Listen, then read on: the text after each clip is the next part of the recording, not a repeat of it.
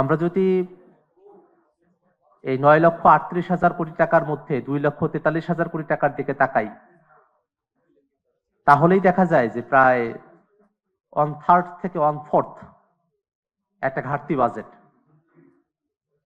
আর যদি যে টাকাটা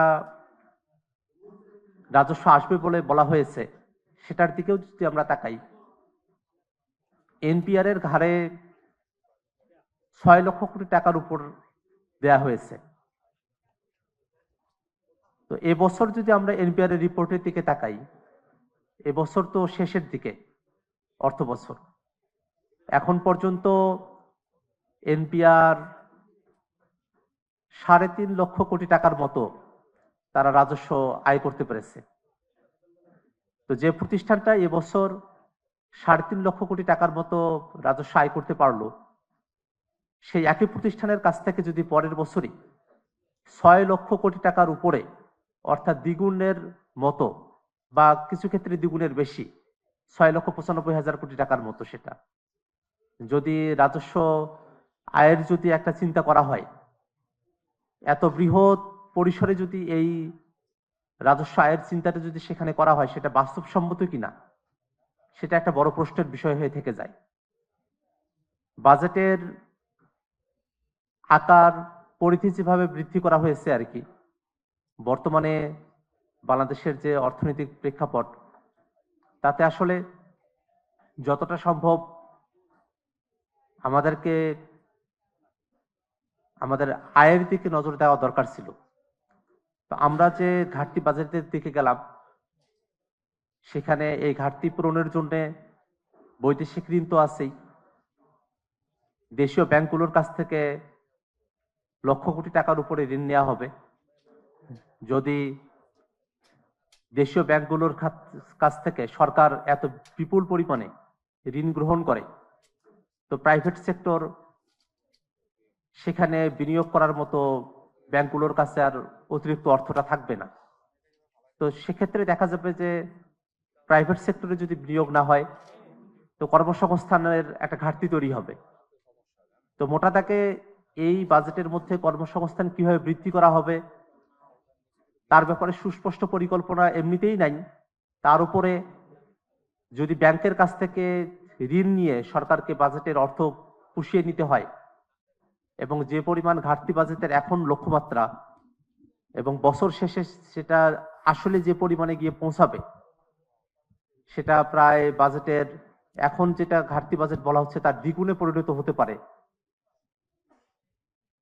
সেক্ষেত্রে সেটা বড় ধরনের একটা ক্রাইসিস আমাদের সামনে তৈরি করতে পারে আর কি।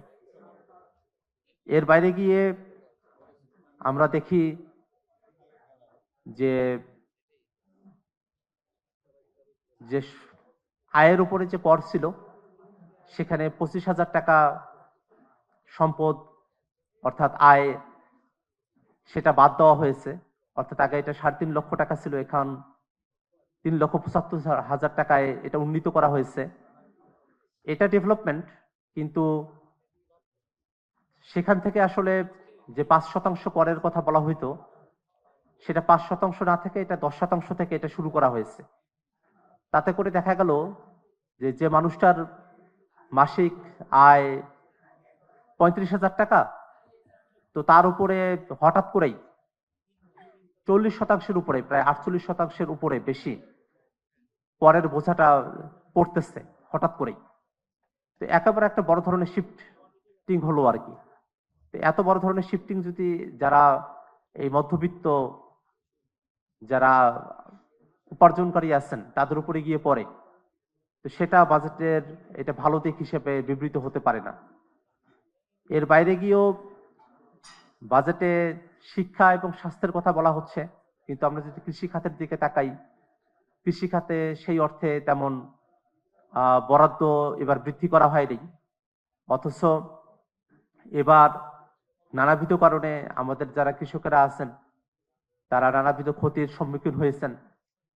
আবার দিনের পর দিন আমাদের যারা কৃষিভিত্তিক একটা অর্থনীতিতে আমাদের স্বাবলম্বী হওয়ার কথা ছিল, সেই জায়গাতে তো আমরা পিছিয়ে পড়ছি। তো নানা দিক দিয়ে আমাদের কিছু অবাস্তব কিছু বিষয় হিসেব এবারের বাজেটের মধ্যে চলে এসেছে।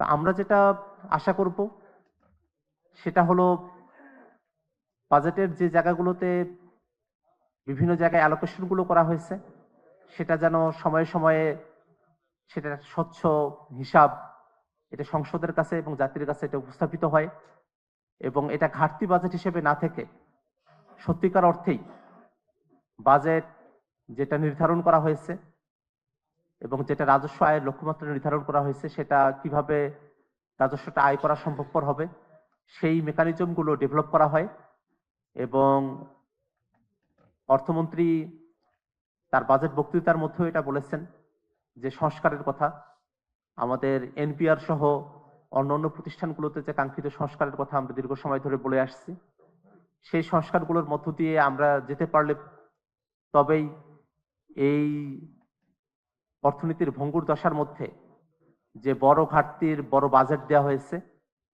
সেখান থেকে আমরা সত্যিকার অর্থেই মানুষের জন্য উত্তরণের একটা দিক আমরা নির্দেশ করতে পারবো।